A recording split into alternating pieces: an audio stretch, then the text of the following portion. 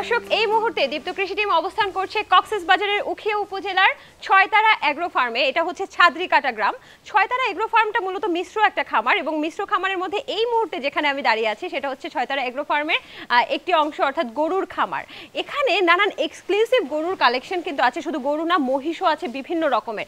দর্শক এই এক্সক্লুসিভ গরুগুলো আপনাদের সামনে তুলে ধরবো এবং কিভাবে এর পরিচর্যা করা হচ্ছে, কোথায় বিক্রি করা হচ্ছে, সবকিছুই কিন্তু তুলে ধরার জন্য দীপ্ত কৃষি টিম চলে এসেছে।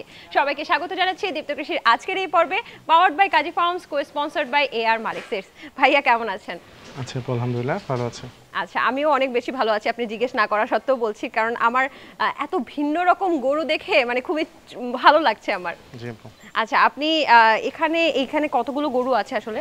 আমাদের বর্তমানে গরু আছে প্রায় গরু, মহিষ এবং মোটা তাজাকরণ, গাভী সবকিছু মিলে বাছুর সহ আমাদের বর্তমানে গরু আছে 120টা।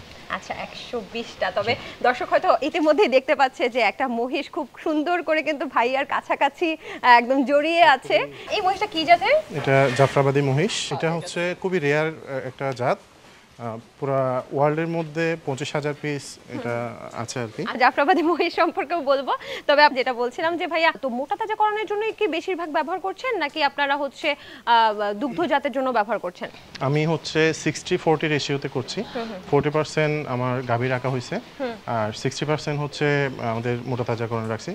40% গাভী রাখার কারণ হচ্ছে গাভীর যে দুধটা আমি পাবো সেই দুধের যে অ্যামাউন্টটা হবে সেই অ্যামাউন্ট দিয়ে যেন আমি অনেকগুলো গরুর খরচ আমি আমার খামারে যেন দিতে পারি, ওই উপলক্ষে আমি মূলত গাভী 40% করার চেষ্টা করছি। তবে গাভী পালনটা অনেক কষ্টের, এরপরও আমি আস্তে আস্তে চেষ্টা করতেছি। তবে এটা ইনশাল্লাহ সামনে আমরা 50-50 করে ফেলবো। বাংলাদেশের একদম শেষ সীমানাটায় হচ্ছে আপনার এই এগ্রো ফার্মটা। তো মায়ানমার এখান থেকে কত দূর? মায়ানমার এখান থেকে 60 কিলো থেকে 70 কিলো প্রায়। এখানে আসলে বাজেটটা কোথায় এই গরুর বাজারটা? আমাদের এটা একটা সেন্টারে পড়ছে। এটা হচ্ছে আমাদের কোটবাজার, মরিচা এবং উখিয়ার ঠিক মাঝামাঝি পয়েন্টে হচ্ছে আমার খামারটা অবস্থিত, যার কারণে আমরা তিনটা বাজারকে কেন্দ্র করে কিন্তু গরু বিক্রি করতে পারি চাইলে। তো আমাদের কিন্তু বাজার কাছে থাকলেও আমরা বাজারে গিয়ে গরু বিক্রি করি না, কারণ বাজারে যদি আমরা গরু বিক্রি করি আমাদের অনেকগুলো রোগ ব্যাধি আমাদের গরুতে ঢুকে যায়। যখনই আমরা গরুগুলো আবার নিয়ে আসতেছি, আমাদের খামার আবার ঢুকাচ্ছি, তখন হচ্ছে আমার এফএমডি, এলএসডি এই টাইপসের বিভিন্ন ভাইরাসজনিত রোগগুলো আমার খামারে চলে আসে, যার কারণে আমরা খামার থেকেই গরু বিক্রি করার প্ল্যান করছি। হ্যাঁ, আমরা অনলাইনে হচ্ছে পোস্ট করি বিভিন্ন জায়গায়, এবং আমাদের এখানে যারা পরিচিত আমার আত্মীয় স্বজন থেকে শুরু করে বন্ধুবান্ধব এবং যারা চেনে এই খামারটা, তারা সবাই এখান থেকে নেওয়ার চেষ্টা করে। এবং চট্টগ্রাম থেকেও আলহামদুলিল্লাহ আমাদের অনেকেই এসে এখান থেকে গরু ক্রয় করে নিয়ে যায় এবং আমি এখান থেকে পাঠিয়ে দিই আর কি। আগামী বছরের জন্য আমার এখন থেকে অলরেডি কয়েকটা গরু মানে বুকিং হয়ে গেছে। এটা সম্পর্কে একটু বলেন। এটা হচ্ছে জাফরাবাদী মহিষ। এটার বৈশিষ্ট্যটা একটু ভিন্ন। এটা হচ্ছে মাথাটা একটু বড় হয়, দেখতে অনেকটা হাতির মতো দেখতে। একদমই হাতির মতো, এই কানটা মনে হচ্ছে হাতি। হ্যাঁ, আর শিংটা অনেক বড় হয়, বিশাল সাইজের শিং হয়। আর চোখটা হচ্ছে অনেক ভিতরে, প্রায় 2 ইঞ্চি ভিতরে। ও চোখটা দেখাই যায় না। হ্যাঁ, চোখ আছে। চোখটা অনেক ভিতরে। ওরে বাবারে, এটা প্রায় 2 ইঞ্চি ভিতরে চোখটা। আর অনেক শান্ত প্রকৃতির একটা মহিষ। এটার নাম হচ্ছে জাফরাবাদী মহিষ। এটার ওয়েটও আছে প্রায় 1 টনের কাছাকাছি। 1 টন? আপনি এটাকে সংগ্রহ করেছিলেন কোথা থেকে? আমি এটা সংগ্রহ করেছিলাম সিলেটের বর্ডার থেকে। এত বড় একটা মহিষ, জাফরাবাদী মহিষ, খায়টা কি আমাকে একটু বলেন, মানে কি খাওয়াতে হয়? না, ওকে আমরা সারাদিনে প্রায় 30 থেকে 40 কেজি পর্যন্ত কাছাকাছি দেই। তারপরে সাইলেজ দিচ্ছি সকালে, বিকেলে, দুপুরে 5 কেজি করে 15 কেজি। আর পাশাপাশি 4 কেজি করে সকাল বিকাল 2 টাইমে হচ্ছে আমরা দানাদার দিচ্ছি। বাহ বাহ, চমৎকার। আপনি একটু সরে যান। এবং এত যে শান্ত, মনে হয় এর উপরে উঠে বসেও থাকা যাবে, কোনো সমস্যা নেই। এর উপরে উঠে বসে থাকা যায়, আমার ছেলেরা মাঝে মধ্যে উঠে। আচ্ছা, এটাতে মানে সে এত শান্ত যে ওর উপর উঠলে সে আরো মজা পায়। আচ্ছা, ওকে নিয়ে আপনার ভবিষ্যৎ পরিকল্পনা কি? ভবিষ্যৎ পরিকল্পনা না, এটা ব্রিডিং পারপাসে আমরা নিই না, এটা জাস্ট একটা শখের বসে নেওয়া। ইনশাআল্লাহ এটা আগামী বছর হচ্ছে কুরবানির জন্য আমরা সেল করার চিন্তা। কুরবানির জন্য সেল করবেন? কত টাকা সেল করবেন আগে বলেন তো? এই মুহূর্তে যদি কেউ নিতে চায় তাহলে এটা 6 লাখ টাকা পড়বে। আমি এটা কি দেখছি ভাইয়া, এটা কি? এটা হচ্ছে শাহিওয়াল এবং হলস্টিন ফ্রিজিয়ানের একটা ক্রস। আচ্ছা, এটা আমি ভাবলাম যে এটাও আবার মহিষ টহিষ নাকি কিছু না, চলে আসে। এটা মহিষ না, এটা হচ্ছে গরু। আর এটারও সাইজটা আলহামদুলিল্লাহ ভালোই হচ্ছে। তো জি, আপনি কি এটাকে সোজা করার চেষ্টা করছেন? শান্ত, একদমই শান্ত। আচ্ছা, আপনার সে শান্ত বলে বেশিরভাগ গরুই শান্ত। জি, শান্ত বলে তাকে কোনো ধরনের রশি দিয়ে বাঁধা হয়নি। জি জি, আপনি এখানটায় চলে আসেন, একটু এখানে দাঁড়ান, আমি একটু কথা বলি এটা সম্পর্কে। এই যে পেছনে যে গরুটা দেখতে পাচ্ছি আমি, দর্শক অনেক গরু দেখেছি, কিন্তু এতটা কুচকুচে কালো এবং এতটা সুন্দর কালার আমি কিন্তু আগে দেখিনি ভাইয়া। মোটা তাজাকরণের জন্য আপনি যদি একটু এই পাশে চলে আসতেন, মোটা তাজাকরণের জন্য কিন্তু সবচেয়ে বেশি প্রয়োজন যে বংশটা দেখা, জি, যে কি বংশ, কোন ব্লাড লাইন, জাতটা হচ্ছে বেশি ইম্পর্টেন্ট। আমার জাত যদি ভালো হয়, আমার সেই গরুটা আমার দ্রুত গেইন হয়। দর্শক এখানে দেখছেন একটা গরু কিন্তু চলে যাচ্ছে, আমি ভয় পাচ্ছি। এটা কি শান্ত? আমার খামারের বাচ্চা, এটা আমার একদম খামারের বাচ্চা। জি, এটা আমার খামারের বাচ্চা। এটা 28 মাস বয়স, আর এটা আমার খামারের যে গাভীটা আমরা প্রথম নিয়ে আসছিলাম সেই গাভীরই প্রথম বাচ্চা। আর এটার কি বিক্রি করবেন নাকি ভাই? কোনো প্রোগ্রামের জন্য কিংবা কোনো অনুষ্ঠানের জন্য তাহলে আমরা বিক্রি করে দিব। ওরে বাবা, এটা কি ভাই? শিং দেখে তো ভয় পাচ্ছি। এটা হচ্ছে Holstein Friesian cross. Holstein Friesian cross, Holstein Friesian এবং শাহিওয়ালের ক্রস। দর্শক শুধু শিংটাকে লক্ষ্য করুন, একেবারে বলে না যে এরকম শিং। এটার ওজন কেমন হবে? এটার ওজন আমরা লাস্ট মেপেছিলাম তখন ছিল 690 কেজি। আচ্ছা, এই 690 কেজির বয়স? এটার বয়স হচ্ছে প্রায় 3 বছর। আচ্ছা, এটা ওই আমার এই বাছুর থেকেও কিন্তু বয়সে একটু বড়। আচ্ছা, আর ঠিক কতদিন ধরে পালছেন একে? কোথা থেকে সংগ্রহ করেছেন? এটা সংগ্রহ করেছে আমাদের লোকাল বাজার থেকে, এবং খুব ছোটবেলায় যখন ওর বয়স 1 বছর ছিল তখন থেকে পালন করতেছি, এবং এটা বর্তমানে আমার এখানে 2 বছর ধরে আছে। এটাকে কত টাকায় সেল করবেন ভাইয়া? এখন যদি কেউ চায় তাহলে এটা আমার 3,20,000 টাকা দাম উঠছিল, তো আমরা আসলে দিতে পারিনি, আমাদের লস ছিল যার কারণে দিতে পারিনি। এটা 3.5 লাখ টাকা হলে আমরা সেল করব। আচ্ছা, এখানে একটা বলদ দেখতে পাচ্ছি ভাইয়া, এটা সম্পর্কে একটু কিছু বলেন। এটা হচ্ছে ইন্ডিয়ান বলদ, আর এটা আমরা আসলে মেজবানের জন্য যদি কেউ গরু চাই সেজন্যই রাখা। শুধু একটা পিস গরু রাখছি আমরা বলদ, আর সবগুলো কিন্তু আমার এখানে ষাট। আমরা তো ভালো গরু চেনার উপায় অনেক পর্ব করেছি, কিন্তু ভালো বলদ চেনার উপায় কি আসলে? ভালো বলদ আসলে বলদ তো কেউ পালন করার উদ্দেশ্যে করে না, এটা জাস্ট প্রোগ্রামের জন্য করে, সেই জন্য এটা আসলে জাতটা বেশি ইম্পর্টেন্ট না। তবে গরুর সৌন্দর্যটা দেখে বা মাংসটা দেখেই হচ্ছে গরুটা পালে। ওগুলোর দাম কেমন হবে? এগুলার দামটা হবে 2.5 লাখ টাকা মতো। এটা দাম বেশি না, বলদ গরুর একটু দাম কমই থাকে। আমরা এখান থেকে আরো কিছু গরু দেখতে পাচ্ছি, একটু যদি বলতেন একে একে আপনার গরুগুলো কি কি আছে? আমাদের এখানে হলস্টিন ফ্রিজিয়ান, 100% শাহিওয়াল, 100% শাহিওয়াল আছে। ওদিকে সে একদম ছোটবেলা থেকে আমার এখানে আলহামদুলিল্লাহ এখন প্রায় 650 কেজি প্লাস তার ওয়েট। যদি কেউ আসলে পালার জন্য নিতে চায় তাহলে ঠিক কত টাকায় আপনি সেল করবেন যদি বলতেন? এটা যদি আগামী কোরবানির টার্গেটে হয় ইনশাল্লাহ আমাদের টার্গেট 6 লাখ। তবে এখন যদি কেউ নিতে চায় তাহলে ইনশাল্লাহ আমরা 4.5 লাখের মধ্যে এখন দিয়ে দিব। আচ্ছা, পাশেই আরেকটা গরু দেখতে পাচ্ছি, এটা মনে হচ্ছে যে এই খামারে যতগুলো গরু দেখছি সবচেয়ে লম্বা, সবচেয়ে চওড়া। এটা কি? এটা হচ্ছে হলস্টিন ফ্রিজিয়ান। এটার বয়স 3 বছরের কাছাকাছি, পুরোপুরি 3 বছর হয়নি, এটা মাত্র 2টা দাঁত হয়েছে। তো এটা আমরা রাজশাহী সিটি হাট থেকে, ও সবচেয়ে বড় গরু ছিল, তাকে আমরা গত 6 মাস আগে হচ্ছে আমরা তাকে ক্রয় করে নিয়ে আসি। তো ইনশাল্লাহ আগামী বছর টার্গেটে তাকে আমরা সেল করব, এবং এটা ওয়েটটা অলরেডি 900 ক্রস করছে, 900 প্লাস হয়ে গেছে আলহামদুলিল্লাহ। এটা আগামী বছর আস্তে আস্তে ইনশাল্লাহ আমরা 1200 কেজি আশা করছি এটাতে। ঠিক আছে, তাহলে আমরা তো এই পাশের গরুগুলো দেখলাম, আপনার ওই পাশেও শেড আছে, ওখানকার এক্সক্লুসিভ গরুগুলো এখন দেখতে চাই। জি চলো।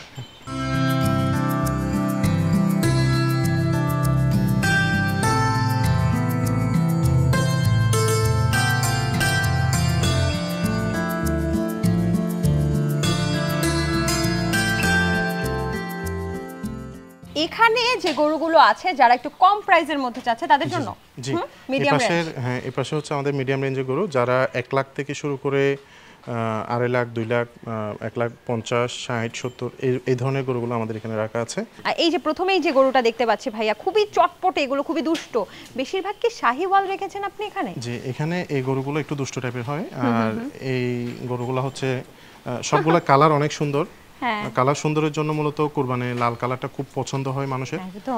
জি, কোরবানির জন্য লাল কালারটা পছন্দ করে সবাই শাহিওয়ালটাকে পছন্দ করে। ওর পাশে গিরও দেখলাম। জি, আমার কিছু গির গরু আছে, আর শাহিওয়াল 100% আছে। সবই মোটা তাজাকরণের জন্য সবগুলা মোটা তাজাকরণ। আচ্ছা, মোটা তাজাকরণের ক্ষেত্রে অল্প সময় ব্যবহার করে, মানে 6 মাস, 4 মাস, 5 মাস। তো আপনি এত দীর্ঘ সময় ধরে মোটা তাজাকরণ কেন করছেন? দীর্ঘ সময় মোটা তাজাকরণ করতেছি আসলে আমার খামার তো গরু শূন্য রাখা যাচ্ছে না, তো সেই থেকে চিন্তা ভাবনা করলাম একটু ছোট বাছুর কিনে যদি তাকে বড় করে পালন করে যদি আমরা সেল করতে পারি, আমার যেহেতু মোটামুটি 14-15 বিঘা ঘাস আছে, তো আমার এখানে গরুগুলো থাকলে আমার সমস্যা নেই, তো আমার খরচটা অনেক কমে যাচ্ছে এবং আমার খামারটাও পরিপূর্ণ থাকছে। খরচটা কিভাবে কমছে ভাই? খরচটা কমছে আমার কাঁচা ঘাসের মাধ্যমে। আমার কাঁচা ঘাসটা যেহেতু আমরা বেশি পরিমাণে খাওয়াচ্ছি, তো সেই জন্য আসলে আমার খাবারের দামটা কমে আসতেছে। শাহিওয়াল একটা দেখতে পাচ্ছি, জি, এগুলো শাহিওয়াল। এইগুলো যদি সেল করেন, এখন তো সেল করবেন না, জি। আর 1 বছর পরে এটার ওজন কেমন আসতে পারে? এটার বর্তমান ওয়েট আছে 280 কেজির মতো, 70-80 এরকম। সবগুলা গরু এখানে 250, 260, 70 মানে 200 থেকে 300 কেজির ভিতরে। তো এই গরুগুলো ইনশাল্লাহ আগামী বছর হতে হতে এটা 200 কেজি আরো তার ওয়েট আসতে পারে। ওয়েট আসতে পারে, এবং চামড়া এখনো অনেক লুজ আছে, আমার মনে হয় যে আরো এটা এখন 260 প্লাস আছে, আর এটা যদি আমরা আগামী বছর কোরবানির সময় যদি সেল করি, এটা প্রায় 400 প্লাস হয়ে যাবে ইনশাআল্লাহ। 400 প্লাস একটা শাহিওয়াল আপনি ঠিক কত টাকায় বিক্রি করবেন? 2 লাখের উপরেই তো যাবে। 2 লক্ষ টাকার উপরে। আচ্ছা ঠিক আছে, বেশ ভালো মিডিয়াম রেঞ্জের গরুগুলো দেখতে। এটাও কি শাহিওয়াল? এটা শাহিওয়াল ক্রস। ক্রস আছে, বোঝা যাচ্ছে দেশি ক্রস আছে। এই ক্রসগুলো কেমন? এই ক্রস শুধু একটাই আছে আমার, এটা জাস্ট মাংসের স্বাদ বা মাংসের দামের স্বাদের জন্য, পার্থক্যটা। জি। তাহলে এইটার কেমন ওজন আসতে পারে এবং কত দাম হতে পারে? এটা 200 কেজি প্লাস আছে, এটাতে এখন 220 কেজির মতো আছে, আর এটা আগামী বছর কোরবান আস্তে আস্তে 350 কেজির কাছাকাছি যাবে। এই গরুটা দেখার জন্য খুবই এক্সাইটেড। এটা হচ্ছে ভুট্টি একটা জাত। আরে বাবা, আবার এটা চুনচুনি অনেক লাগিয়েছে। ছোট, কিন্তু এখানে খামারের সবচেয়ে মুরব্বী সে, মানে তার বয়স সবচেয়ে বেশি। কি? তার প্রত্যেকটা দাঁত হয়ে গেছে, আমার 8টা দাঁত হয়েছে, এই ধরনের গরু নাই। শুধু একটা গরুই আছে, কিন্তু সে সবচেয়ে ছোট। মুরব্বি কিন্তু সবচেয়ে ছোট। বা এটা পুরো ভুট্টি গরু না? জি, ভুট্টি এবং গরু। খুবই দুষ্টু। আমি দেখছিলাম অনেকক্ষণ দূর থেকে যে এর গায়ে উঠে যাচ্ছে, ওখানে লাফাচ্ছে। এর গায়ে ওঠার সময় লাফ দিয়ে দেয়, মানে উল্টে যায় আর কি। আচ্ছা, তাহলে এই ভুট্টি গরুটা আসলে কেন আপনি নিয়ে আসছেন বলেন তো? এটা জাস্ট এটা আসলে বিক্রির জন্য না, এটা হচ্ছে আমার খুব অনেক দিনের একটা শখ ছিল যে আমি একটা ভুট্টি গরু রাখবো, এই ধরনের আরো পেলে আরো নিয়ে আসবো, এটা জাস্ট দেখার জন্য। একে কোথা থেকে সংগ্রহ করেছিলেন, কত টাকায় সংগ্রহ করেছিলেন? এটা কোথা থেকে সংগ্রহ করেছি বলতে, একটা বাজারের মধ্যে আমি আসলে পাইছিলাম, তো এটা নিয়ে খুব ঝগড়াঝাটি শুরু, মানে টানাটানি শুরু, কে নিবে এটা নিয়ে টানাটানি শুরু। তার মধ্যে সবচেয়ে বেশি দামটা আমি দিছি, কত দিয়ে নিছি সেটা বলছি না। না না, বলেন না, একটু শুনতে ইচ্ছে করছে আসলে কত টাকা দিয়ে নিলেন। তাকে নিছি আমরা 2 লাখ টাকা দিয়ে। যেহেতু এটা একটা মিশ্র খামার, এই মিশ্র খামারে আর কি কি আছে? মিশ্র খামার বলতে মোটা তাজাকরণ, দুগ্ধজাতকরণের পাশাপাশি আমরা কিছু আখ চাষ করেছি প্রায় 1 বিঘার কাছাকাছি, আর পাশাপাশি আমাদের মাছ চাষের একটা ছোট পরিসরে পুকুর আমাদের আছে, আর এগুলার বাইরে গিয়ে আমরা একটা ছোট ফলজ বাগান করেছি আমাদের খামারের ভিতরেই। আমরা এই শেডটা দেখলাম, ওই পাশে একটা শেড দেখতে পাচ্ছি, এবং শেডটাও খুব চমৎকার, আমি ওখানে যেতে চাই। জি, শুনুন।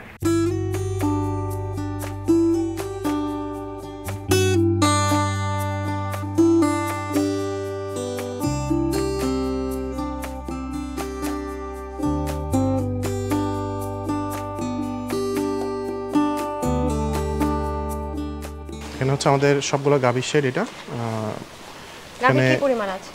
গাভী আছে আমাদের 30টা মতো, আর কয়েক ধরনের গাভী আছে।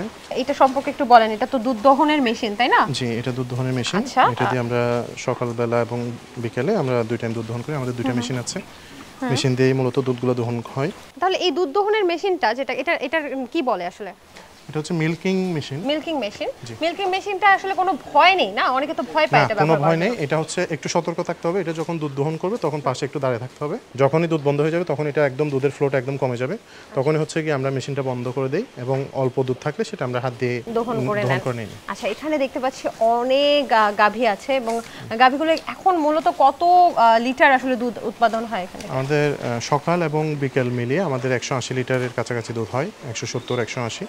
এই যে দুধ দহনটা, একটা গাভীর দুধ দহনটা ঠিক বিয়ান করার কতদিন আগে দুধ দহনটা বন্ধ করতে হয়, এরকম কোনো নিয়ম আছে? জি, অবশ্যই নিয়ম আছে। আমরা মিনিমাম 2.5 মাস আগে আমরা দুধ দহনটা বন্ধ করে দিই, কারণ 2.5 থেকে 3 মাস আগে বন্ধ করতে হয়, কারণ তার উলানটাকে আবার নতুন করে তৈরি করার জন্য বন্ধ করার দরকার আছে। বন্ধ করতে হবে। আচ্ছা, এখন আপনারা ওদেরকে যে খাওয়াচ্ছেন দুধের জন্য, দুধের গাভীর জন্য তো সবুজ ঘাস খুবই ইম্পর্টেন্ট, কি কি খাওয়াচ্ছেন আমাকে যদি একটু বলতেন? এই ঘাসটা আসলে একটু হলুদ হয়ে গেছে, এটা কারণ হচ্ছে আমরা অনেক বৃষ্টি হচ্ছে বাইরে, ঘাসের জায়গাতে আমাদের পানি উঠে যাচ্ছিল, তো যার কারণে আমরা গতকালকে ঘাস কিছু কেটে রাখছিলাম, যেটা আজকেও খাওয়াচ্ছি। পানি উঠে যাওয়াতে আমাদের কিছু ঘাস বেশি পরিমাণে কাটা, সেজন্য একটু হলুদ হয়ে গেছে, না হলে একদম সবসময় কাঁচা ঘাস খাওয়ানো হয়। তারপরেও আসলে গরুগুলো খাচ্ছে কিন্তু ভালোই। জি জি। এবং ঘাসের সংকুলন তো এখানে পর্যাপ্ত পরিমাণে আছে আমাদের, আলহামদুলিল্লাহ। কাঁচা ঘাসের একদম পর্যাপ্ত পরিমাণ কাঁচা ঘাস আছে আমাদের। 14 বিঘা মতো কাঁচা ঘাস করেছি, তার মধ্যে আমাদের বেশ কয়েকটা ভ্যারাইটি আছে। এখানে কি জার্সি টার্সিও আছে কিনা? জি, আমাদের জার্সি গরু আছে, দেখতে পাচ্ছি। হ্যাঁ, জার্সি গরু আছে 3টা, তারপরে শাহিওয়াল আছে গাবি, তারপরে হচ্ছে আপনার হলস্টিন ফ্রিজিয়ান আছে। আচ্ছা, শাহিওয়াল তো আমরা মোটা তাজাকরণের জন্য সাধারণত দেখি। শাহিওয়াল গাভিটা আসলে কেমন? শাহিওয়াল গাভিটা হচ্ছে আসলে মূলত এটা নেওয়া হয়েছিল নিজেদের বাসায় দুধ খাওয়ার জন্য। মানে দেশি গরুর একটা শাহিওয়াল গাভি থেকে কিন্তু দুধ বেশি হয় না, 4 কেজি 5 কেজি 6 কেজি 8 কেজি। আমার গাভিটা আলহামদুলিল্লাহ প্রায় 8 কেজি মতো দুধ দেয়, এবং স্বাদটা হচ্ছে একদম দেশি গরুর স্বাদ। তো সেই কারণেই আমাদের একটা মাত্র শাহিওয়াল আমাদের রাখা হয়েছে। এই যে এই পাশে একটা গাভী দেখতে পাচ্ছি, আপনার গাভীগুলো না একটা বিশেষ বৈশিষ্ট্য আছে। আমি সবগুলোকে যতটুকু দেখছি যে বলে যে গাভী অতিরিক্ত ওজন হলে দুধের পরিমাণ কমে যায়, এগুলো সবগুলোরই কিন্তু হাড্ডি দেখা যাচ্ছে। এই হাড়টা দেখা যাওয়া কি ঠিক আছে? এটা হচ্ছে বাচ্চা প্রসব করতে গেলে গাভীটাকে একটু মানে শুকনা রাখতে হয়, মানে একদম পুরোপুরি মোটা তাজা করা যায় না। তো সেই কারণেই মূলত আমরা তাদেরকে একদম পরিমিত একটা খাবার দেই পুষ্টিকর হিসেবে। তাদের জন্য ভিটামিন কিছু খাবার থাকে, ওগুলো দিই। আর এই কারণে হচ্ছে আমাদের গাভীগুলো একটু শুকনা। আমি ক্যামেরার উপরে আপনার সাথে কথা বলছিলাম যে বাচ্চা কি কখন আটকে গেছে কিনা, আপনি বলছেন এই সমস্যা হয়নি। তার মানে যাদের এই সমস্যাটা হচ্ছে তাহলে বুঝবেন যে খাবারের পরিমাণ হয়তো আপনারা বেশি দিয়ে ফেলছেন। আলহামদুলিল্লাহ আমার এখানে অনেক খামারে আছে মেনটেন করতে জানে না বলে আপনার মেস্টারিসটা হয়ে যায়। আলহামদুলিল্লাহ আমাদের খামারে এখন পর্যন্ত আমরা 4 বছর ক্রস করছি গাবিতে, আলহামদুলিল্লাহ এখন পর্যন্ত কোনোদিন কোনো মেস্টারিস হয়নি। ভাই আপনাকে অসংখ্য ধন্যবাদ আমাদের সাথে যুক্ত হওয়ার জন্য। আপনি কি আপনার ভবিষ্যৎ পরিকল্পনা সম্পর্কে কিছু বলবেন যে আসলে কি করবেন? ভবিষ্যৎ পরিকল্পনা হচ্ছে এটাই, আমার আলহামদুলিল্লাহ দুধের চাহিদাটা বাড়ছে এবং মোটা তাজার চাহিদাটাও মোটামুটি বাড়ছে। আমরা আগামীতে আমাদের টার্গেট হচ্ছে ইনশাল্লাহ 1000 গরু করা। তো আমি এত অল্প গরু দিয়ে আমার থেমে থাকার ইচ্ছা নেই। ইনশাল্লাহ আমি যতদিন 1000 গরু করতে পারছি না, মিনিমাম অন্তত 1000 গরু, ততদিন পর্যন্ত আমি এটার সাথে লেগে থাকবো, এটাই আমার ইচ্ছা। 1000 করার পরেও লেগে থাকবেন, কারণ তখন একটা নেশা অলরেডি নেশা হয়ে গেছে এই গরু। তখন অতটুকু পর্যন্ত যেতে পারলে হচ্ছে আমার স্বপ্নটা পূরণ হবে বলে আমি মনে করি। আচ্ছা, অনেক ভালো লাগলো আপনার সাথে কথা বলে। আপনি অনেক বেশি লাভবান হন এবং সফলতার সাথে আপনার খামার ব্যবস্থাপনা করেন। আপনার জন্য অনেক শুভকামনা। ভালো থাকেন। জি, আপনাকে ধন্যবাদ। আসসালামু আলাইকুম। ওয়ালাইকুম আসসালাম। কৃষি বিষয়ে যে কোনো তথ্য জানতে ও জানাতে লিখতে পারেন এই ঠিকানায়। দীপ্ত কৃষি, প্লট 7/A/গ, তেজগাঁও শিল্প এলাকা, ঢাকা 1208। আপনারা চাইলে ইমেল করতে পারেন krishi@dipto.tv এই ঠিকানায়, অথবা ফোন করতে পারেন 0178-768-2832 নম্বরে। শুক্রবার ছাড়া প্রতিদিন সকাল 9টা থেকে বিকেল 5টা পর্যন্ত। অনেকেই আছেন যারা গরুর খামার করতে চান, প্রথমেই অনেকগুলো গরু দিয়ে খামার ব্যবসা শুরু করেন অনেক টাকা ইনভেস্ট করে। তাদের যে সমস্যাটা হয় প্রথমে যখন শুরু করেন, এই গরুটা আসলে কোন আবহাওয়ার সাথে মানাচ্ছে, তারপর বাজার ব্যবস্থাপনা সেখানে কেমন, মার্কেট প্রাইস কেমন, ইভেন এই গরুটার সাথে তো আপনি আসলে কিভাবে চিকিৎসা করতে হয়, যথাযথ প্রশিক্ষণের অভাবে কিন্তু আপনি লালন পালনে কিছুটা গাফলতি হয়। তখন আপনি খামার ব্যবসায় লসের সম্মুখীন বা সম্ভাবনা কিন্তু অনেক বেড়ে যায়। তবে আপনি যদি আসলে প্রথমে অল্প করে গরু নিয়ে শুরু করেন খামার, যেমনটা আজকে রেজা ভাইকে আমরা দেখলাম যে তিনি কিন্তু প্রথমে মাত্র 3টা গরু দিয়ে শুরু করেছেন, তারপর আস্তে আস্তে তার খামারের পরিধি বাড়িয়েছেন। এভাবে অল্প করে যদি ধাপে ধাপে আপনি আপনার খামারের পরিধি বাড়ান, তাহলে কিন্তু লসের সম্মুখীন হওয়া বা আপনার প্রশিক্ষণ দক্ষতা অনেক বেশি বাড়বে এবং লসের সম্মুখীন হওয়া একেবারেই কম হয়ে যায়, তাই না? তো আমাদের উচিত আসলে খামার ব্যবসা করার আগে পর্যাপ্ত প্রশিক্ষণ, পর্যাপ্ত জানাশোনা, মার্কেট প্রাইস বিবেচনা সবকিছু মাথায় রেখে তারপর খামারটা শুরু করা। দর্শক, আজকের মতো আমি সমৃদ্ধি বিদায় নিচ্ছি দীপ্ত কৃষির পর্ব থেকে, powered by Kazi farms, co sponsored by AR Malik seeds. আগামী পর্বে আবারও কোনো কৃষক বা খামারির গল্প নিয়ে আমরা হাজির হব। সে পর্যন্ত ভালো থাকুন, সুস্থ থাকুন, খোদা হাফেজ।